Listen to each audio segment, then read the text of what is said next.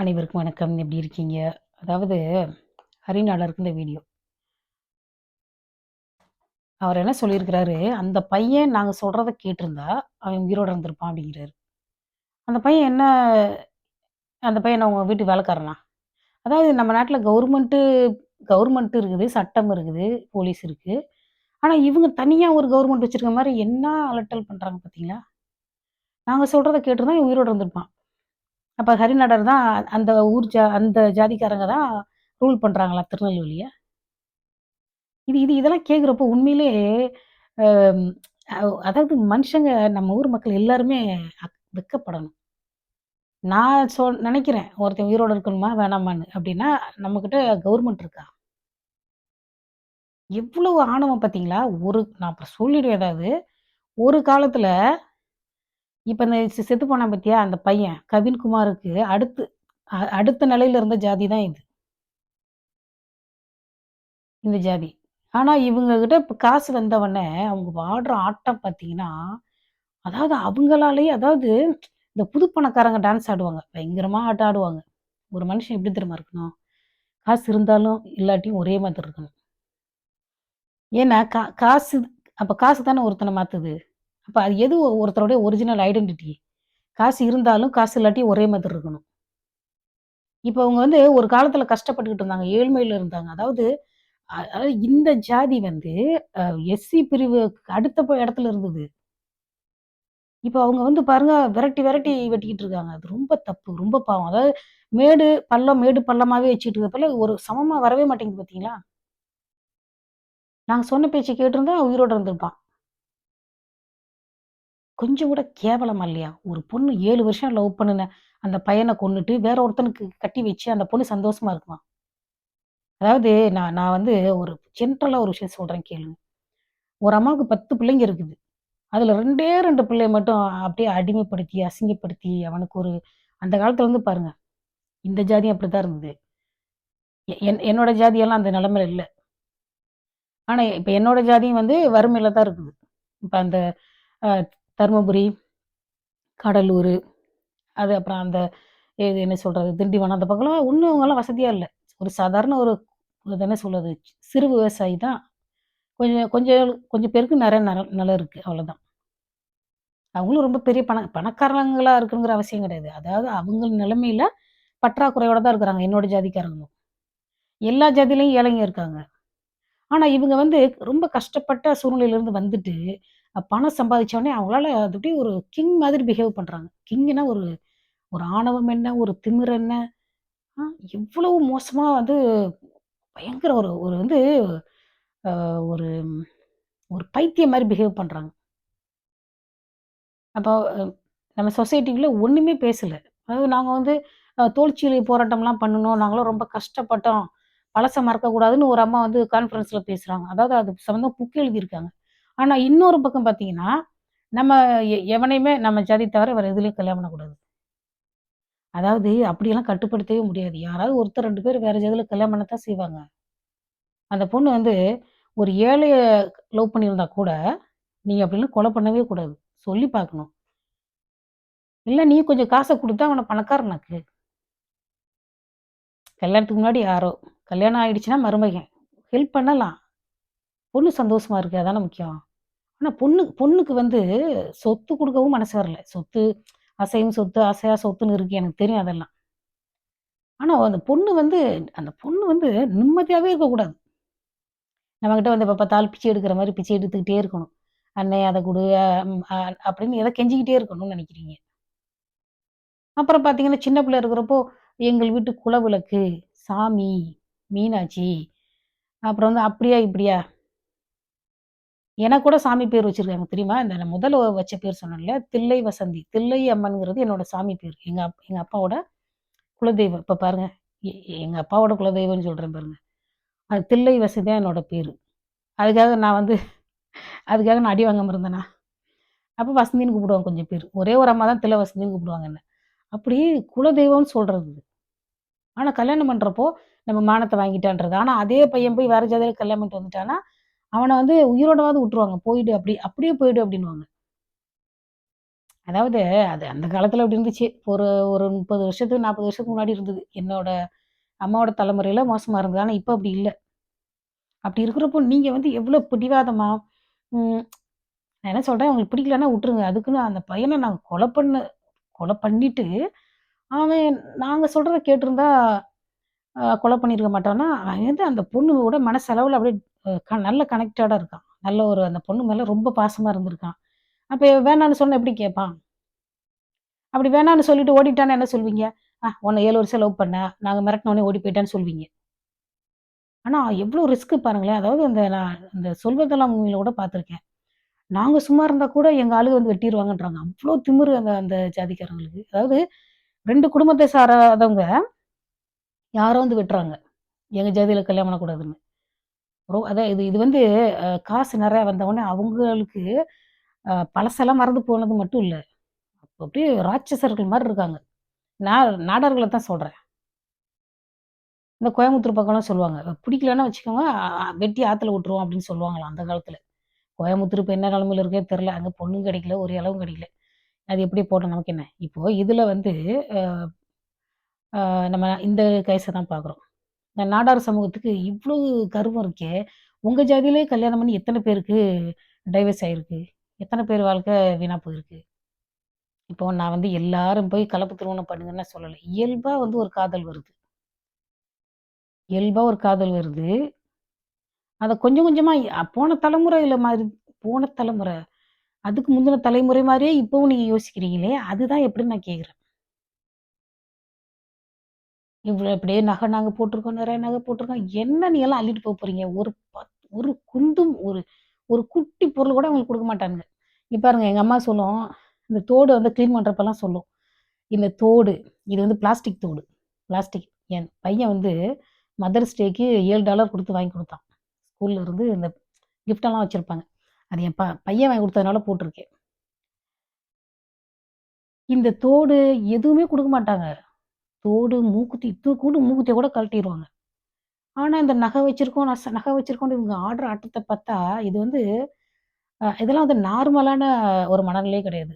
ஆமா, நகைங்கிறது ஒரு பொருள் தான். அது வந்து ஒரு சேவிங்ஸ் தான். தேவைப்படுறப்ப அடகு வைக்கலாம். நீங்க நகையா போட்டுக்கலாம். ஆனா, எதிர்ல இருக்கிறவன் பிள்ளைய கொலை பண்ற அளவுக்கு உங்களுக்கு இந்த நகை தான் பெருமை, இல்ல நாங்க ஜாதி பெருமை அப்டின்னா, நீங்க ஒரு நாளைக்கு திரும்பவும் அடிமைப்படக்கூட வாய்ப்பு இருக்கு. நீங்க ரொம்ப ஆட்டம் போட்டீங்கன்னு வச்சுக்கோங்க, என் மனசுலருந்து நான் சொல்றேன். நீங்க ரொம்ப ஆட்டம் போட்டீங்கன்னா, திரும்பவும் நீங்க மறுபடியும் பழைய இடத்துக்கு போக கூட வாய்ப்பு இருக்கு. நீங்க யார நம்பி இருக்கீங்க? நான் தெளிவா கேட்கிறேன். யார நம்பி இருக்கீங்க? கஸ்டமர நம்பி இருக்கீங்க. அது என்ன கடை? போத்தீஸு, சரவணா ஸ்டோர்ஸு, அப்புறம் ஏதோ இந்த லெஜெண்ட் சரவணா ஸ்டோர்ஸ் அவர் தான். இந்த சினிமால நடிச்சாரு அவரு. எத்தன நாடார் மளிகை கடை இருக்கு. இதெல்லாம் எல்லா ஜாதிக்காரங்களும் நம்பி தானே இருக்குது. வெட்கமா இல்ல? எங்க அம்மா எங்க ஊர்லலாம் சொல்லுவாங்க. "என்ன பெரிய மளிகை கடை? இறைச்சி அதாவது இறைச்சி பொறுக்குற வேலை" அப்படிம்பாங்க. அதாவது ஒரு 1,00,000 போட்டு அதுல ஒவ்வொரு பொருளையும் ஒரு 50 காசு, ரூ. 1/4 ரூ. 1 தான் லாபம் வச்சு விப்பாங்க. அது அவங்களுக்கு அந்த டெக்னிக் தெரியும். ஆனா எங்கள மாரி விவசாயிகள் என்ன தெரியுமா சொல்லுவாங்க? ச்சே! அது என்ன உட்காந்துக்கிட்டே இருக்கிறது ஒரு இடத்துல. எங்க வீட்லலாம் சொல்லுவாங்க, "எதுக்கு ஒரே இடத்துல உட்காந்துக்கிட்டு இருக்கணும்? நம்மலாம் வந்து ப்ரொடியூஸ் பண்றோம். பாலு, காய்கறி, பழம், பூக்கள், கோயிலுக்கு போற பூக்கள் எவ்வளவோ நாங்க ப்ரொடியூஸ் பண்றோம். அது ஒரு சாட்டிஸ்ஃபேக்ஷன் இருக்கு. புரியுதுங்களா? நாங்க வந்து யாரையும் சார்ந்து இல்ல. நாங்க வானத்த சார்ந்து மட்டும் தான் இருக்கோம். கடவுள சார்ந்து மட்டும் தான் இருக்கோம். ஆனா கடை வைக்கிறவங்க அப்படி கிடையாது. நீங்க கணக்க சார்ந்து தான் இருக்கீங்க. இத எப்படி கணக்கு பண்ணணும்? எப்படி எடை போடணும்? இது கணக்கு சார்ந்து இருக்கீங்க. நீங்க வந்து சார்ந்து இருக்கிறீங்க. நீங்கலாம் பெரிய புத்திசாலின்னு நெனச்சுக்காதீங்க. எவனோ ஒரு உற்பத்தி பண்ணி தர்றான். ஒரு ரூ. 100 வாங்கி ஒரு ரூ. 10 லாபம் வச்சுக்கிறீங்க. வியாபாரம் எவ்வளோ மோசமானது தெரியுமா? நீங்க இத்தன பேர்ட்ட இருந்து நீங்க லாபம் அனுபவிச்சுக்கிட்டு, நகை வாங்கி போட்டுக்கிட்டு, ஆனா இன்னொருத்தனோட பையன கொல்றீங்க. கொன்னத நியாயப்படுத்துறான் பாரு அவன். அவனுக்கெல்லாம் என்ன மரியாதை? இந்த ஹரி நாடார்ங்கிறவன், சீமான் தான் நாடாரு. ஆனா அவரு இப்படியா பேசுறாரு? அவர் உண்மையிலே சொல்றேன். நான் வந்து ராமதாஸ் சமூகத்த சேர்ந்தவ. ஆனா நான் எனக்கு பெரிய கோவம்லாம் கிடையாது. ராமதாஸ் அவரு நல்லவரு. ஆனா வந்து அவங்க பையனுக்கு வந்து தமிழ் தேசியத்தில நம்பிக்கை கிடையாது. அதனால நாங்க வந்து நான் சீமானுக்கு சப்போர்ட் பண்றோம். என்ன பொறுத்தவரை அவர் வந்து கருத்தியல் ரீதியா எனக்கு ஒரு அண்ணன். இந்த பறையர் சமூகத்தை சேர்ந்தவர் ஏர்போர்ட் மூர்த்தி. எனக்கு அவர ரொம்ப பிடிக்கும். அவர் நல்ல நியாயமா பேசுவாரு. நீங்களும் நாடாரு, அவரும் சீமானும் நாடாரு தான். நீங்க எப்படி இருக்கீங்க? ஆ கழுத்துல போட்டிருக்க நகை தாங்க கூட உங்களுக்கு வெயிட் இல்ல ஹரி நாடார். நாடாரும் தமிழ் சமூகம் தான். ஆனா இந்த திமிரு ஆகாது. இந்த திமிரு ஆகாது. மக்கள்லாம் உங்க கடையில பொருள் வாங்காம புறக்கணிச்சா என்ன பண்ணுவீங்க? ஆனா எல்லாரும் நான் சொல்றேன் கேளுங்க. எனக்கு ஒரு 10 பிள்ளை இருக்குன்னு வச்சுக்கோங்க. 10 பிள்ளைல 8 பிள்ளை நல்லா வசதியா இருக்கு. நல்ல பெருமையா இருக்கு. மூஞ்சி எப்படி வச்சுக்கிறதுங்க? என் ஜாதிக்காரங்களும் அப்படிதான் பண்ணுவாங்க. இப்படி இப்படி பார்ப்பாங்க. அ அதான் சில சமயம் என்கிட்ட சொல்லுவாங்க. நம்மளும் அதுக்கு கம்பீரமா இருக்கணும். "நீ ஏன் எப்ப பார்த்தாலும் இப்படி இருக்க?" அப்படின்னு சொங்கி மாரி இருக்க அப்படிம்பாங்க. கம்பீரமா இருக்கணும் நம்ம இந்த ஜாதி அப்படிம்பாங்க. எனக்கு அதெல்லாம் பிடிக்காது. அது மூஞ்சிய பார்த்தாலே அந்த மாரி ரொம்ப கர்வத்தோட இருக்கிறவங்க முகத்த பார்த்தாலே அசிங்கமா இருக்கு. நான் நான் என்னோட ஆட்டிட்யூட் வந்து ஆஸ்திரேலியாவுல வாழ்றதுக்கான ஆட்டிட்யூட். எல் இந்த ஆட்டிட்யூட் வந்து இந்த ஊர்ல எப்படி இருக்கிறாங்களோ, அது போல எனக்கு மனநிலை. எல்லார்ட்டயும் பேசுறது, சிரிக்கிறது. தன்மையா தான் நான் பேசுவேன் எல்லார்ட்டயும். நான் எவ்ளோ பேர்ட்ட பேசியிருக்கேன் தெரியுமா? முன்ன பின்ன தெரியாதவங்கள்ட்ட. ஆனா உங்கள மாரி கர்வமா இருந்தா வச்சுக்க யார்ட்டயுமே பேச முடியாது. மூஞ்சிய பார்த்தாலே பேச மாட்டாங்க. நான் அப்படியே சும்மா கடை வீதியில நடந்து போனா கூட என்ன பார்த்தோன்னே ஹேவ் அ நைஸ் டேன்னு சொல்லுவாங்க. இப்படியே தான் போவேன். இப்படிதான் இப்படியே சிரிச்சுட்டே தான் போவேன். அதுக்கு லூசுன்னு நெனச்சுக்காதீங்க. நான் சாதாரணமா இருந்தாலே ஒரு கொஞ்சம் மன அமைதியா இருக்கும். அதாவது ஸ்ட்ரெஸ் இருந்த சமயத்துல அப்படி இல்ல. ஓகே. ஸ்ட்ரெஸ்லேருந்து வெளில வந்ததுக்கப்புறம், அதாவது பழைய மனநிலைக்கு வந்ததுக்கப்புறம் நல்லா இருக்கு. ஸ்ட்ரெஸ் இருந்தது. நான் என்ன பொய்யா சொல்றேன். அதெல்லாம் அதாவது ஸ்ட்ரெஸ் இருக்கிறப்ப தான் பயங்கரமா சிந்திப்போம். உலகத்துல இருக்கிற எல்லா கஷ்டத்தையும் நம்ம சிந்திப்போம். ஸ்ட்ரெஸ்ஸுங்கிறது எப்படி தெரியுமா? ஒரு கஷ்டத்துல இருக்கிறப்ப தான் நம்ம பயங்கரமா சிந்திப்போம். சந்தோஷத்துல நம்ம சிந்திக்கிறது கிடையாது. சந்தோஷத்துல நம்ம என்ன பண்றோம்? நல்லா சாப்பிடுறோம், சினிமா பார்க்குறோம், நல்லா ட்ரெஸ் போடுறோம், போறோம், வர்றோம். அதுல எந்த சிந்தனையுமே கிடையாது. தெரியுமா உங்களுக்கு? சந்தோஷமா இருக்கிறப்ப ஒரு எக்ஸ்பீரியன்ஸ். அது வந்து நம்ம சினிமா பார்க்குறோம், ஊர் சுத்துறோம். அது வந்து எக்ஸ்பீரியன்ஸ். சந்தோஷத்தின் வெளிப்பாடு. ஆனா வந்து கஷ்டத்துல இருக்கிறப்ப தான் நம்ம அப்படியே டீப் டவுனா அப்படியே பயங்கரமா சிந்திப்போம். அப்படி நான் சிந்திச்சிருக்கேன். அது அந்த மனசு எப்படி தெரியுமா இருக்கும்? அதாவது ஒரு கேணிக்கு அடியில போய் இருந்தா எப்படி அதாவது மனசு போய்க்கிட்டே இருக்கும் உள்ள. எப்படியே கூன்னு சவுண்ட் கேட்குமே ஒரு கேணிக்குள்ள இருந்து பேசினா. அந்த மாரி ரொம்ப ஆழமான சிந்தனை. அதுலேருந்து டக்குன்னு வெளியில ஒரு மனசு. அப்புறம் மறுபடியும் உள்ள போகும். அப்படியே பயங்கர சிந்திக்கிற தன்மை இருக்கும். ஸ்ட்ரெஸ் இருக்கிறப்போ. அப்பதான் நெறைய பேரோட கஷ்டம்லாம் புரியும். சந்தோஷமா இருக்கிறப்ப நம்ம சோகமா இருக்கிறவங்கள பார்த்தா பிடிக்காது தெரியுமா? இப்ப நான் சந்தோஷமா இருக்கேன்னு வச்சுக்கோங்க. சோகமா இருக்கிறவங்கள பார்த்தா, எப்ப பார்த்தாலும் சோகமா இருக்காங்க அப்படின்னு தோணும். நம்ம கஷ்டத்துல இருக்கிறப்ப தான், இன்னொருத்தர் கஷ்டத்த பார்க்குறப்போ, இவங்களுக்கு ஏதோ பிரச்சனை, நம்மள மாதிரி அவங்களுக்கு ஏதோ பிரச்சனை அப்படின்னு அந்த எம்பத்தி இருக்கும். இந்த உலகத்துல யாருமே தொடர்ந்து சந்தோஷமா இருக்க முடியாது. தொடர்ந்து கஷ்டத்திலயும் இருக்க முடியாது. மாறி, மாறி வந்துகிட்டே தான் இருக்கும். வெயிலு, மழை மாதிரி. இல்ல உனக்கெல்லாம் எவ்ளோ கொழுப்பு? ஆ? உங்க கடைக்கெல்லாம் யாரும் பொருள் வாங்க வரலாம் என்ன தெரியுமா பண்ணுவீங்க? நீங்க திருப்பி அங்க போயிட்டு விவசாயம் தான் பண்ணணும். அந்தந்த ஊருக்கு போயிட்டு விவசாயம் பண்ணுங்க. நல்ல காசு சம்பாதிச்சு கொழுத்து போயிருக்கீங்க பார்த்தீங்களா? பெரிய, பெரிய வீடு கட்டுறது, நகை வாங்குறது, அந்த பேச்சுக்கள் எல்லாம் பாருங்களேன். அப்படியே இப்படி கர்வமா இருக்கிற முகத்த அந்த பொண்ணோட அப்பா முகத்த பாருங்க, அம்மா முகத்த பாருங்க. அந்த பையனோட அம்மா, அப்பா முகத்த பாருங்க எப்படி இருக்குன்னு. அவங்க எவ்வளோ அமைதியா இருக்காங்க பாருங்க. ஒரு 25 வயசு பிள்ளைய பறி குடுத்துட்டு அவங்க கெஞ்சிக்கிட்டு இருக்காங்க. அவங்களுக்கு இது பண்ணுங்க, இவங்களுக்கு இது பண்ணுங்க. அந்த பொண்ண வந்து எவ்வளோ கட்டாயப்படுத்தி பேச வைக்கிறாங்க. நீங்க வந்து அதாவது அவங்க அம்மா, அப்பா விட்டுறணுமா. ஆமா இனிமே தான் வந்து பெருசா வாழ போறானுங்க. இந்த கொலையும் பண்ணிட்டு அவங்க அவங்க வந்து தப்பிச்சுக்கணுமா? எவ்வளோ அசிங்கமா இருக்கு. இதெல்லாம் வந்து நல்ல கவர்மெண்ட்டே கிடையாது. நம்ம நம்ம இந்திய கவர்மெண்ட்டே சரியில்ல. வடநாட்டுல பாருங்க, ஒரு முஸ்லீம் பொண்ண கொன்னுட்டா, அந்த அந்த ஹிந்துஸ் எல்லாம் வெளில வந்துருவாங்க. அதுவும் தப்பு, பாவம். அதாவது நீங்க வந்து கவர்மெண்ட் கிட்ட இருந்து கூட தப்பிச்சிரலாம். ஆனா கடவுள்ட்ட இருந்து தப்பிக்கவே முடியாது. இப்ப இந்த குடும்பம் வந்து பாதிக்கப்பட்டிருக்கு பார்த்தீங்களா? அதாவது "அல்லல் பற்று ஆற்றாது அழுத கண்ணீர் அன்றோ செல்வத்தை தேய்க்கும் படை" அப்படின்னா, கஷ்டப்பட்டவங்க மனசு வருந்தி அழுதாங்கன்னு வச்சுக்கோங்க, அந்த கண்ணீர் வந்து அவங்களோட செல்வத்தெல்லாம் அழிக்கும். அது படம் எடுத்துட்டு போய் அழிக்குமாமா. கண்ணீர் கண்ணீர் எவ்வளோ மோசமானது தெரியுமா? சில சமயம் நம்ம தெரிஞ்சும் பாவம் பண்றோம். தெரியாமலும் பாவம் பண்றோம். தெரியாம செய்ற பாவம் மன்னிக்கப்படும். ஆனா தெரிஞ்சு இவன்லாம் பிளான் பண்ணி பண்றாங்க பார்த்தீங்களா? ஐயோ பாவம்! அந்த பையன கூட்டிட்டு வந்து அங்க வந்து நிக்க வச்சு வெட்டுனது தப்பு இதெல்லாம்.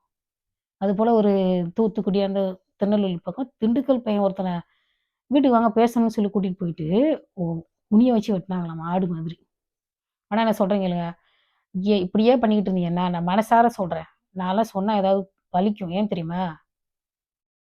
மனசார நான் சொல்றேன். நான் ஒரு அம்மாவ சொல்றேன். நீங்க இந்த போல வந்து கொலை பண்றதெல்லாம் நியாயப்படுத்திக்கிட்டு, கொஞ்சம் கூட வெட்கப்படாம, ஒரு மனசுல ஒரு மென்மையான உணர்வே இல்லாம இருந்தீங்கன்னா, நீங்க பழைய நிலைமைக்கு போயிடுவீங்க.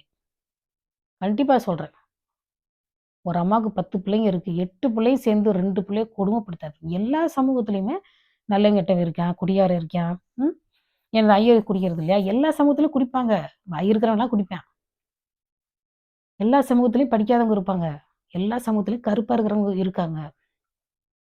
ஏழைங்க இருக்காங்க. ஆனா வந்து, ஒருத்தர் வந்து எதிர்ல இருக்கிறவங்க என்ன ஜாதின்னு பார்த்து பேசணுன்ற பயத்தோட யார் இருக்கா? அந்த 2 பேர் இருக்காங்க. இல்ல நான் பொதுவா சொல்றேன். 10ல 2 பேர் கஷ்டப்படுறாங்க தானே! அதாவது ஜாதி அடிப்படையில அவங்க எவ்வளோ பயத்தோடையும், ஒரு தயக்கத்தோடையும், மன கஷ்டத்தோடையும் ஒரு சின்ன பையன் பாருங்க. நான் நான் இப்படி சொல்றேன்னு நெனைக்காதீங்க. சிவா அயோதரன்னு ஒருத்தரு. அவர் வந்து இமெயில் கண்டுபிடிச்சாருன்னு சொல்லுவாங்க தெரியுமா? அவரு ஒருவேள நாடார் சமூகமா இருக்க வாய்ப்பு இருக்கு. அவரு சின்ன பிள்ளை இருந்தப்போ, ஆம் அவரு ஒரு வீட்டுக்கு போனாராமா. அந்த வீட்ல அந்த அந்த பையன் சொன்னானா, "நீ வாசல்லயே நில்லு." அவங்க வீட்டுக்குள்ள அவன் போயிருக்கான். இவர்ட்ட சொன்னாங்களாம். அதாவது ஃப்ரெண்டு சொன்னானாம், "நீ வாசல்லயே நில்லு, வீட்டுக்குள்ள வராதன்னு" சொன்னானாம். அது அது அவர் சொல்றப்போ எவ்வளோ மனசு கஷ்டமா இருக்கும். இப்ப அமெரிக்காவுல இருக்கிறாரு. ஆனாலும் அந்த சின்ன வயசுல அவர் பட்ட அந்த ஃபீல் இருக்குல்ல. இது போல எத்தன சின்ன பசங்க இருக்குது நம்ம நாட்ல. இன்னாரு பையன், இன்னாரு பையன். அதாவது ஒரு 10 வயசுக்கு அப்புறம் அவன் அடையிற துன்பத்துக்கு அளவே கிடையாது. அந்த வீதி பக்கம் போ முடியாது. அவங்க வீட்டுக்குள்ள போ முடியாது. அவங்கள வந்து மரியாதையா பேசணும். அவங்க நம்மள போடா வாடான்னு பேசினாலும், நம்ம திருப்பி போடா வாடான்னு பேச முடியாது. எவ்வளோ துன்பம் தெரியுமா அது? இப்படி இருந்துச்சுன்னா இந்தியா உருப்படவே உருப்படாது. என்னைக்குமே உருப்படாது. ஒருத்தன் நம்மள போடா வாடான்னு திட்டுறப்ப, திருப்பி நம்மளால அதே வார்த்தைய சொல்லி திட்டணும்ல. அதுதானே நம்மளுக்கு ரோஷம். அது அப்பதானே அது உண்மையான கோவம். "எதுக்கு அவன் கூட சண்டை போட்ட? அவன்லாம் வேற சாதி பையன். ஏதோ ரொம்ப அடிச்சுப்புடுவான். ஆளு யாரோ கூட்டமா வந்து அடிச்சுப்புடுவாங்க உன்ன." அப்படின்னு ஒரு அம்மா அப்பா அந்த பையன்ட்ட சொன்னா எப்படி இருக்கும்? அவன் என்ன நெனைப்பான்? நம்ம அம்மா அப்பாவும் பயந்தாங்கொல்லி, நம்மளும் பயந்தாங்கொல்லியா இருக்கணும். நம்மளுக்கு இந்த இந்த இந்த கிராமத்த விட்டு ஓடி போயிரணும். அப்ப நீங்க டவுனுக்கு போனாலும் அதே பிரச்சனை இருக்கு. டவுனுக்கு போனோனே அவங்கள உடனே தேவகுமாரன்னு சொல்லி கூப்பிட்டு நடு வீட்ல உட்கார வைக்க போறதில்ல. ஒரு டவுன் பொண்ணு வீட்டுக்கு போகுது. அந்த பொண்ணு ஜாதின்னு என்ன ஜாதின்னு தெரிஞ்சுக்கிட்டு அவங்க வந்து சோஃபாவ விட்டுட்டு தரையில உட்கார சொன்னாங்களாம். "தரையில உட்காந்து படிங்க" அப்படின்னு. 10த் படிக்கிற பொண்ண "தரையில உட்காந்து படிங்க" அப்படின்னு அவங்க சொன்னா, எப்படி இருக்கும் அந்த பிள்ளைக்கு? அந்த பொண்ணு வந்து அ பொண்ணு அழுதுருச்சாமா வீட்டுக்கு போய். அவங்க அம்மா, அப்பா 2 பேருமே கவர்மெண்ட் வேலையில இருக்காங்க. நல்ல சம்பளம் வாங்குறாங்க. ஆனா அந்த சாதிய பார்த்து நடத்துறப்போ, அந்த எவ்வளவு மனசு கஷ்டப்படும். ஒண்ணுமே கிடையாது. நமக்கு ஒரு சேரு, ஆஸ்திரேலியனுக்கு ஒரு சேரா குடுக்குறாங்க. உண்மையிலேயே சொல்றேன். ஆஸ்திரேலியாக்காரங்கலாம் நம்மளெல்லாம் டீசென்ட்டா நடத்துறாங்க. நம்ம பயன்படுத்துற அதே டெக்னிக் இங்க பயன்படுத்தினா, நம்மலாம் திரும்பி ஓடிருவோம் இந்தியாவுக்கு. நம்மள சிலர் பார்த்தீங்கன்னா, அவங்கலாம் மாட்டுக்கறி சாப்பிடுவாங்க. நாங்கலாம் மாட்டுக்கறி சாப்பிட மாட்டோம். அப்புறம் ஆட்டுக்கறி மட்டும் என்ன இதுவா? வெஜிடேரியனா? ஒரே ஒரே பெருமை, ஒரே பெருமை. யாருக்கும் என்னத்தையோ பிடிக்குது சாப்பிட்டு போறாங்க. நமக்கு என்ன? அந்த பன்றிக்கறி சாப்பிட்டா அசிங்கம். இந்த ஜப்பான்ல தான் பன்றிக்கறி சாப்பிடுறாங்க. எல்லா ஊர்லயும் சாப்பிடுறாங்க. அதாவது ஒரு அறியாமை தான். அதுக்கு எதுவுமே தெரியாம இருந்துருங்களேன். அத சாப்பிட மாட்டேன், இத சாப்பிட நீ சாப்பிடு, இல்லாட்டி சாப்பிடாம கூட போ. அத பத்தி எங்களுக்கு என்ன? எல்லாத்துலயுமே ஒரு ஒரு நான் வந்து பெரிய ஆளு, பெரிய ஆளு, பெரிய ஆளு. அப்போ உலகத்திலேயே ஒருத்தி சின்ன ஆள் இருக்கான்னு வச்சுக்கோங்க. நான் என்ன எடுத்துக்கோங்க. எனக்கு சரியான படிப்பு இல்ல, பணம் இல்ல, நகை இல்ல. ஒரு பெர்சனாலிட்டி சுமாரா தான் இருக்கும். இந்த மீடியம் ஹைட் கம்மி. ஒண்ணுமே நான் பெருமையா சொல்றதுக்கு இல்ல. அப்ப நான்லாம் இந்த உலகத்துல இல்லையா? ஒரு ஒரு சிலர் பார்க்குறப்பலாம் நம்மகிட்ட என்ன குறை இருக்கோ அத சுட்டிக்காட்டி பேசுவாங்க. "ஏன் சிஸ் இவ்வளோ குள்ளமா இருக்கீங்கன்னு?" இதெல்லாம் ஒரு கேள்வியா? நெனச்சுக்கிட்டேன். என்கிட்ட சொல்லுவாங்க, நீங்க ஷார்ட்டா இருக்கீங்க" அப்படின்னு ஒரு பொண்ணு சொல்லுது. நான் நெனச்சுக்கிட்டேன், இத சொல்லக்கூடாதுன்னு கூட உனக்கு அறிவு இல்லையே! நான் ஏதாவது உன்ன திருப்பி சொன்னேனான்னு நெனச்சுக்கிட்டேன். அதாவது நம்மளுக்கு வந்து அ அதாவது எனக்கு வந்து நான் ஹைட்டா இல்லனாலும் எனக்கு கொஞ்சம் ரோஷம் இருக்குன்னு வச்சுக்கோங்களேன். அது அப்புறமே அவங்ககிட்டலாம் பழகவே மாட்டேன். இல்ல இவனுக்கெல்லாம் எவ்வளோ திமிரு! நகை போட்டிருந்தா பெரிய ஆளா? இங்க பாருங்க இந்த உலகத்துல எவ்வளோ பெரிய ஆளு வேணா இருக்கலாம். ஆனா கடவுள் வந்து இவன்கிட்ட காசு இல்ல. ஆனாலும் குடுக்கணுன்ற நல்ல மனசோட இருக்கான் இருக்கான் அப்படின்னு கடவுள் கவனிப்பாரு. இவன்கிட்ட காசு நெறையா இருக்குது. ஆனா யாருக்குமே குடுக்க மாட்டேன்றான். அதத்தான் அவரு பாப்பாரு கடவுள்.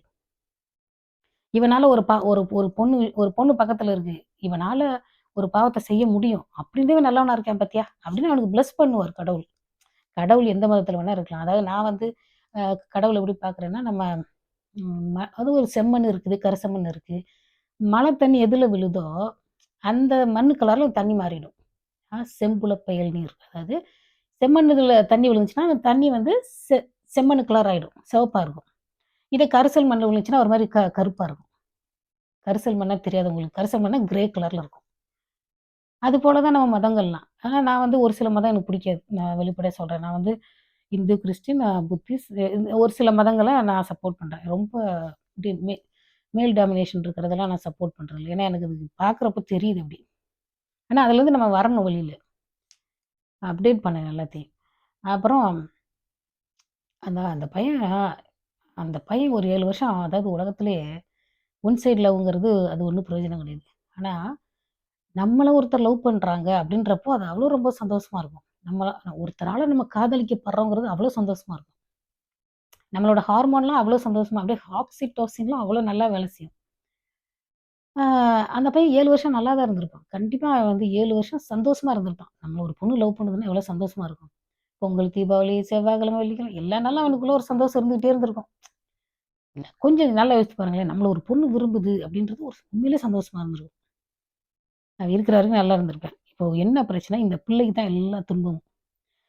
இந்த இந்த பிள்ளை இனி வாழப்போற வாழ்க்கை ஒவ்வொரு நாளும் ரொம்ப மோசமா தான் இருக்கும். அது வந்து வேற யாருக்காவது கட்டி வச்சு குழந்தை பெத்து இருந்தாலும், அது அது அது ஒரு ஆர்ட்டிஃபிஷியலான ஒரு செயற்கையான வாழ்க்கையா தான் இருக்கும். இந்த தருமபுரியில கூட ஒரு பொண்ணு கல்யாணம் இளவரசன் திவ்யா அப்படின்னு நினைக்கிறேன். அந்த பொண்ணுகிட்டலாம் யாரு போய் கேட்பாங்க? உண்மையிலே நீ சந்தோஷமா இருக்கியான்னு? ஆமான்னு தான் சொல்லும். ஆனா கடவுளுக்கு தான் தெரியும். ஆனா அந்த பையன வந்து பாமககாரங்க கொன்னாங்கன்லாம் நம்ப முடியல. யார் வேணா பண்ணியிருப்பாங்க. ஏன்னா நம்ம ஊர் அரசியல் வந்து ரொம்ப மோசமானது. ரொம்ப மோசமானது. ஆனா நான் திரும்பவும் சொல்றேன் கேளுங்க. நீங்க ரொம்ப கஷ்டப்பட்ட நிலைமையிலிருந்து வந்திருக்கீங்க. ஆனா நீங்க ஆடுற ஆட்டத்தெல்லாம் பார்த்தாங்கன்னு வச்சுக்கோங்க, இப்படி பண்ணிட்டு இருந்தீங்கன்னு வச்சுக்கோங்க. இப்ப இந்த கேமார்ட், வால்மார்ட் இந்த மாதிரி கடையெல்லாம் வந்துருச்சுன்னு வச்சுக்கோங்க. அது என்ன சொல்லுவாங்க? சூப்பர் மார்க்கெட்லாம் பெரிய லெவல்ல வந்துருச்சுன்னா, அமெரிக்கா, ஆஸ்திரேலியாவுல மாதிரி, நீங்கலாம் திரும்பவும் விவசாயம் பண்ண தான் போணும். அதனால ரொம்ப வந்து தலைக்கனத்தோட ஆடாதீங்க. ஆணவ போக்கு இது. ஒரு ரவுடி மாதிரி ஒரு சின்ன வயசு பையன கொன்னுட்டு, அத வந்து நியாயப்படுத்துறல்ல. ஆனா ஒ ஒ நீயெல்லாம் இந்த உலகத்துல மனுஷனா இருக்கிறப்ப எனக்கெல்லாம் தோணும். ச்சே! நான்லாம் ரொம்ப நல்லவ. நீயும் 3 நேரம் சாப்பிட்டுட்டு சுத்திக்கிட்டு திரியிற பாத்தியா, நானும் மனுஷன்ட்டு. அதுவும் இந்த வெள்ள ஜிப்பா, சட்டைய போட்டுட்டு. ஹரி நாடார சொல்றேன். இந்த மாரி ஆளுங்க ஒவ்வொரு ஜாதியிலயும் வந்து அந்த கொலைக்கு சப்போர்ட் பண்றாங்க இல்லையா? அவங்கலாம் வந்து உண்மையிலேயே யங்ஸ்டர்ஸ்லாம் அப்படி சப்போர்ட் பண்றாங்கன்னா, அவங்களுக்கு வந்து அறியாமை. அவங்களுக்கெல்லாம் ஒரு நல்ல கல்யாண வாழ்க்கை அமையுமாங்கிறது சந்தேகம் தான். ஒரு லவ்னா என்னன்னு தெரியல. அது பிரிவு பத்தி தெரியல. லவ் பண்ணவங்க செத்து போனா எப்படி இருக்கும்னு தெரியல அப்படின்னா, அவங்க வாழ்றது ரொம்ப பாவம். அவங்களுடைய ம் உணர்வே இல்லாம எத்தன வருஷம் வாழ்ந்தாலும் பிரயோஜனம் கிடையாது. புரியுதுங்களா? நான்லாம் சின்ன பிள்ளையில இருந்து பார்க்குறேன். ஒரு சினிமால லவ் ஃபெயிலியர் ஆச்சுனா கூட நான் அவ்வளோ வருத்தப்படுவேன். யாருக்குமே தெரியாம நான் அழுவேன். ஒரு 5 வயசு, 6 வயசுல கூட அப்படின்னா பார்த்துக்கோ நான் எப்படிப்பட்ட ஆளுன்னு. அப்படி இருக்கப்போ ஒரு ஒரு சின்ன வயசு பையன் செத்து போய் இருக்கிறத பார்த்தா மனசுக்கு அவ்வளோ கஷ்டமா இருக்கு. அதாவது யாரையுமே கொலை பண்ண தேவையில்ல. இப்ப அடுத்து ஒரு நியூஸ் வந்து மிலிட்டரில இருந்தவரு சந்தேகப்பட்டாராம் பொண்டாட்டிய. வீட்டுக்கு முன்னாடி அவ்ளோ கேமரா வச்சிருக்கிறாருய்யா! ஒரு ஆஃபீஸ்ல வச்சிருக்க மாரி. அத அப்படியே வச்சு அதுக்கப்புறமும் வந்து அவரு அந்த பொண்ண கொன்னுட்டு போயிட்டாரு. உண்மையிலே சொல்றேன். பிடிக்கலன்னா அவங்கள வந்து விடுவிக்கிறது தான் நல்லது. அந்த திருமணத்துலருந்து விடுவிக்கிறது நல்லது. யாரும் வந்து பெண்ண வந்து இது இது என்னோட நிலம், இது என்னோட வீடு மாதிரி சொந்தம் கொண்டாட முடியாது. ஆணா இருந்தாலும் சொந்தம் கொண்டாட வேணாம். உங்களால லவ் பண்ண முடிஞ்சா லவ் பண்ணுங்க. இல்லாட்டி விலகி போயிருங்க. ஏன்னா, அந்த உலகத்துல நெறைய மனுஷங்க இருக்காங்க. அவங்கள அவங்கள மதிக்கிறதுக்கு, லவ் பண்றதுக்கு. அதாவது அ என்ன சொல்றது? அதனால நீங்க வந்து அவங்கள கொலை பண்ணி நீங்க வந்து நீங்க நீங்க கொலை பண்றதுக்கான ஒரு இதுவே கிடையாது. உங்களுக்கு வந்து எந்த அதிகாரமும் கிடையாது. பிடிக்கலையா? சரி போ! உன் வாழ்க்கைய நீ பார்த்துக்கோ! அப்படின்னு விட்டுறணும். நாகரீகமா விட்டுறணும். ஏன்னா நாம ஒரு 25, 30 வயசுல தான் கல்யாணம் பண்றோம். சின்ன பிள்ளையில இருந்தா உன்ன யாருன்னு எனக்கு தெரியுமா? நீங்க யாருன்னு உங்களுக்கு தெரியுமா? கணவர்ன்னு ஒருத்தரு சின்ன பிள்ளையில இருந்து நமக்கு தெரியுமா? அன்பா இருந்தா இருக்கலாம். இல்ல போயிரலாம். ஆனா வந்து கொலை பண்றது எந்த விதத்திலயும் நியாயம் கிடையாது. 4 பேர் பார்த்து நம்மள சிரிப்பாங்கங்கிறதுக்காக, நீ கொலை பண்ணிட்டா மட்டும் என்ன உன்ன பாராட்ட போறாங்களா? ஏய் பரவாயில்லையே பொண்டாட்டிய கொலை பண்ணிட்டான். அப்பவும் திட்டுவாங்க. இருக்கிற வரைக்கும் வந்து அதாவது ஒரு வாழ்க்கையில வந்து ஒரு லவ் ஃபெயிலியர் ஆவலாம். இல்ல ஒரு கல்யாணம் கூட ஃபெயிலியர் ஆவலாம். ஆனா கொலைகாரன்ற பேர் வாங்குறது எவ்வளோ கேவலம். ஜெயிலுக்கு போயிட்டு வாழ்க்கை முழுக்க அந்த 4 சுவத்துக்குள்ள உட்காந்துருக்கணும். தேவையா நமக்கு? தேவையா? ஆனா ஹரி நாடார் மாரி ஆட்களுக்கு வந்து படிப்பறிவும் கிடையாது. அவங்கலாம் இந்தியா விட்டு வெளியில வந்தாங்கன்னு வச்சுக்கோங்க, ஒரு நாய் கூட திரும்பி பார்க்காது. அவங்களோட குணம் அப்படி இருக்கு. புரியுதுங்களா? குணத்த நான் சொல்றேன். இப்போ வந்து நாங்க பெரிய ஆளு, நாங்க பெரிய ஆளு, நாங்க பெரிய ஆளு, பெரிய ஆளுன்னு என்ன பெரிய ஆளு? உன்கிட்ட இருக்கிற பொருள் எல்லாத்தையுமே ஒருத்தன் திருட முடியும். அந்த பொருளெல்லாம் திருடிட்டா உனக்கு இவ்வளோ திமிரே இருக்காது. அப்ப அந்த பொருள் மேல தான் உன்னோட திமிரெல்லாம் வச்சிருக்க. கழுத்து நெறைய நகை போட்டிருக்கிறாரு. கழுத்து நெறைய நகை போட்டிருக்காரு. நான் என்ன நகை போட்டிருக்கேன்? $7 செயின். ஆனா என்னோட சிந்தனைக்கும், உங்க சிந்தனைக்கும் எவ்வளோ வித்தியாசம் இருக்கு? நீங்கலாம் 1000 கோயிலுக்கு போலாம். ஆனா நான் கோயிலுக்கு போகணுங்கிற அவசியமே தெரியாது. கிடையாது தெரியுமா? நான் கோயில் போகணுங்கிற அவசியமே கிடையாது. அதாவது என்ன சொல்லியிருக்காங்கன்னா, என்னது "உள்ளம் பெருங்கோயில் உன்னுடம்பு ஆலயம்." புரியுதுங்களா? இந்த மனசு தான் கோயில் மாதிரி. நல்லா சிந்திக்கணும். நாங்க சொல்ற பேச்ச கேட்டிருந்தா உயிரோட இருந்திருப்பான். பெரிய இவர் கிங்கு. பெரிய அப்புறம் ஏதாவது கெட்ட வார்த்தை சொல்லி திட்டிருவேன். நான் சொல்றேன் கேளுங்க. திரும்பவும் சொல்றேன். நீங்க வந்து பணத்த வச்சு ஆடிக்கிட்டு, இப்படி கொலை பண்ற அளவுக்கு உங்களுக்கு கர்வம் இருந்துச்சுன்னா, நீங்க கண்டிப்பா பழைய இடத்துக்கு வந்துருவீங்க.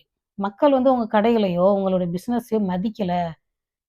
அவங்கள வந்து கண்டுக்கல. "ஏன் இப்படி பண்றான்?" அப்படின்னு சொல்லிட்டு அவங்க கண்டுக்கலன்னு வச்சுக்கோங்க. உங்களால ஒண்ணுமே பண்ண முடியாது. பாவம் அது ஒரு அவன் வந்து ந தமிழ் பையன். அது தெலுங்கு பையனோ, கன்னட பையனோ, அவனு தெலுங்கோ, கன்னடமோ அவங்க நம்மள நம்பி வந்திருக்காங்க. பொழைக்க வந்திருக்காங்க. இப்ப நாங்கலாம் வந்த மாதிரி. யாராவது ஒரு ஆஸ்திரேலியன் எங்கள வந்து தாக்கியிருக்காங்களா? ஒண்ணுமே கிடையாது. எவ்ளோ பாசமா பேசுவாங்க தெரியுமா? எவ்ளோ வயசானவங்கள்ட்ட நான் பேசியிருக்கேன். அவங்க என்ன நெனைக்கிறாங்க, நம்மள நம்பி வந்திருக்காங்க. நல்லா இருக்கட்டும்னு நெனைக்கிறாங்க. அதுபோல நீங்களும் நெனைங்க. எந்த லாங்குவேஜ்காரனா இருந்தா என்ன? இது தமிழனுக்கே நல்லதுன்னு நெனைக்க மாட்டானாமா. ஆனா நெறைய பெரிய பணம் வச்சிருக்கிற தெலுங்குயோ, கன்னடக்காரன்ட்டலாம் கொஞ்சி குழாவிக்கிட்டு இருப்பான் தெரியுமா? அந்த ஹரி நாடார். ஆனா எஸ்சிய மட்டும் பிடிக்காது. ஆனா உங்க கடையில மட்டும் இந்த பொருள் வாங்கணும். நீங்க சாப்பிடுற சாப்பாட நீங்க போட்டிருக்க நகையில எங்க காசு இருக்கு? வெக்கங்கெட்ட ஜென்மங்களா! இனிமே யாராவது என்ட்ட நாடான்னு சொல்லுங்க. நான் வீட்டுக்குள்ள விட மாட்டேன் இனிமே. நீ வந்து ஹரி நாடார சப்போர்ட் பண்றீங்களா? உங்க சமூகம் ஏன் இப்படி இருக்கு? ஒரு காலத்துல நீங்க கரெக்ட்டா சொல்றேன். ஒரு காலத்துக்குள்ள நீங்க எங்க வீட்டுக்குள்ள வரல. பறையர் வீட்டுக்குள்ளேயே நீங்க வரல. ஆனா, இப்ப நீங்க அவங்கள படுத்துற பாடு இருக்குல்ல. கடவுள் பார்த்துட்டே இருப்பாரு. அதாவது கடவுள் வந்து ரொம்ப ஆடினீங்கன்னா தனிச்சு புடுவாருன்னு சொல்லுவாங்க. தணிக்கும். தணிக்கும்னா என்ன அர்த்தம் தெரியுமா? ஒரு வெப்ப சூடா இருக்கு. அது அப்படியே தணிஞ்சு போயிரும். அதனால ரொம்ப ஆடாதீங்க. அதாவது உங்ககிட்ட இருக்கிற காசு எந்த யாருக்குமே பிரயோஜனப்படாது. அப்படியே இந்த புதையல வந்து காப்பாத்திக்கிட்டு இருக்கிற பூதம் மாரி அடுத்த தலைமுறைக்கு குடுத்துட்டு போயிட்டே இருக்கீங்க. அவ்வளோ பயப்படுறீங்க. அவ்வளோ பயப்படுறீங்க. பிள்ளைங்க ஏழையா போயிடுமோ! பிச்சைக்காரனா போயிடுமோன்னு அந்த பழைய ஹிஸ்ட்ரி உங்க மனசுக்குள்ள இருக்குது. அந்த பொண்ணு என்ன அந்த பொண்ணுக்கு பிடிச்சிருக்கு கல்யாணம் பண்ணிக்குது. மானமே போகுது மானமே ஒண்ணுமே இல்ல பாவம். ஒரே ஊருக்குள்ள இருந்துகிட்டு, ஒரே மொழி பேசுறவன், ஒரே ஊரு, ஒரே இடத்துல இருக்கிறவன வந்து ஒருத்தன மட்டம் தட்டியே வச்சுக்கிட்டு இருந்தான். அவன் எப்படிதான் நல்லா சிந்திக்க முடியும்? நீங்கலாம் அப்படியே எங்க எங்க சாதிக்காரங்களே சிலர் சொல்லுவாங்க. இவங்க நம்ம ஆளுக, நம்ம ஆளுக அப்படின்னு. ஆனா எனக்கு தெரியும். நான்லாம் கொஞ்சம் வயசா இருக்கப்ப எனக்கு தெரியும். வேற ஜாதியில கல்யாணம் பண்றது எவ்வளோ ரிஸ்க்குன்னு. அதனால நான் பண்ணல. ஆனா இப்ப யோசிக்கிறேன். இந்த சமூகம் இப்படி இருக்கிறதுனால தான் வந்து என்னத்தையோ ஒண்ணு யாரையோ ஒருத்தர கல்யாணம் பண்ணிட்டு வாழ்க்கைய வந்து வீணாக்கிட்டே இருக்காங்க. நம்மளுக்கு பிடிச்ச மாரி ஒருத்தர கல்யாணம் பண்ண ஆரம்பிச்சோம்னா, எல்லாருமே சந்தோஷமா இருக்கலாம். எல்லாருக்குமே நல்ல ஹஸ்பண்ட், எல்லாருக்கும் நல்ல ஒய்ஃப் கிடைக்கும். அன்புனால மட்டும் தான் கல்யாணம் நடக்கணும். நீ நகை குடுத்தா குடு ஏதாவது பணக்காரன் பணக்காரன் கல்யாணம் பண்ணிக்கலாம். ஆனா அதுதான் காரணம். இவ்ளோ காசு குடுத்தா தான் கல்யாணம் பண்ணணும். யார கல்யாணம் பண்ணாலும் குழந்தை பொறக்கும். யார கல்யாணம் பண்ணாலும் நிம்மதியா இருக்கலாம். ஆனா நீங்க உங்கள மாரி ஆளுகளா இருந்தா யாருமே நிம்மதியா இருக்க முடியாது. நீங்களே ஒரு ஏன்னா கிறுக்கு பிடிச்ச விலங்குகள் மாரி அலைஞ்சுகிட்டு இருந்தா, யார நீங்க நிம்மதியா இருக்க விடுவீங்க? நான் வெளிநாட்ல இருந்தாலும் இந்த நியூஸ் எல்லாம் பார்க்காம என்னால இருக்க முடியுமா? அதாவது அதெல்லாம் நான் பார்க்காம இருந்துட்டேன்னு வச்சுக்கோங்க, எனக்கு அது வந்து இயல்புலயே அப்படி இருக்க முடியாது. சின்ன வயசுலேருந்து இருந்த ஊர வந்து நம்ம மறந்துட்டோம்னு வச்சுக்கோங்க, ஒரு மாரி பயமா இருக்கும். 30 நிமிஷம் ஆகப்போது. நீங்க பார்த்தாலும் சரி, பார்க்காட்டியும் சரி. ஆனா இந்த மாதிரி ஆட்டம் ஆடுனீங்கன்னா, கடவுள் தண்டிச்சு விடும். மனுஷங்க ஒரு நாளைக்கு மனசு வச்சாங்கன்னு வச்சுக்கோங்க, இவன் என்ன இவ்வளோ ஆட்டம் போடுறானுங்க அப்படின்னு. அது காலங்கள் மாறிக்கிட்டு இருக்கு. பிசினஸ் எல்லாம் மாறி மாறி போச்சுன்னு வச்சுக்கோங்க, நீங்களும் கஷ்டப்படுவீங்க. அதாவது நம்ம நாடாரு, நம்ம ஆளுக அப்படின்ற நான் வந்து வேற ஜாதி. நான் வந்து நாடார் தமிழ் சமூகம்னு நெனச்சு பாசமா நம்ம குடுக்குற அந்த பாசத்த தக்க வச்சுக்கோங்க, வீணாக்காதீங்க. இந்த ஹரிநாடார் மாரி ஆட்களோட பேச்ச கேட்காதீங்க. ஏன்னா கடவுள் தண்டிச்சுரும். புரியுதுங்களா? கிராமத்துல சொல்லுவாங்க. அதாவது தெய்வம் நின்னு கொல்லுன்னு. கண்டிப்பா கொன்னுபுடும். அதனால ஆணவத்த ஆடாதீங்க. சரியா? இந்த பெரிய வீடியோவா இருக்கு. யாருக்காவது முடிஞ்சா பாருங்க. இல்லாட்டி ஸ்கிப் பண்ணிக்கோங்க. சரியா? சரியா? நன்றி, வணக்கம். பாய்.